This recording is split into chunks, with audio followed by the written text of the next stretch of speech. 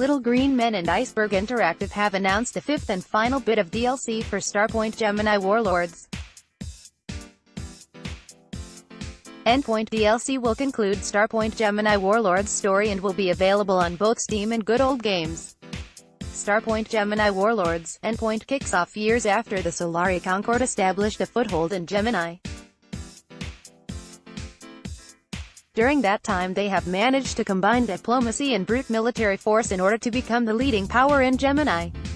The other factions eventually lost their will to continue fighting, and we're glad to side with anyone who would bring stability. Meanwhile, the Gemini Protectorate is stuck between a rock and a hard place as they control just a small bit of space and a small enclave, but they don't see it as a reason to give up. Story will kick off as the Protectorate attempts to survive in the face of overwhelming odds. Endpoint will not only bring story content though, as 8 new ship designs across all ship classes will join the fray, each of them having a noticeable power edge. The DLC storyline will also feature branching, so players can choose how to approach the challenges before them.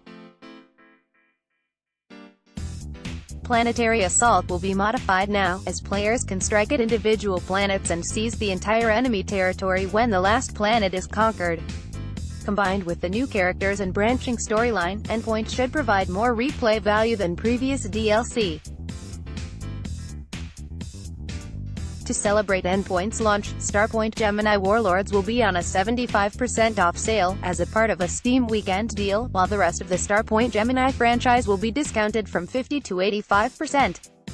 Little Green Men Starpoint Gemini Warlords Endpoint Little Green Men have also launched Starpoint Gemini Warlords Gold Pack Bundle, which will cost 25% less than buying the content separately. It will contain Digital Deluxe Edition and all DLC. This 25% will come on top of the weekend deal sales.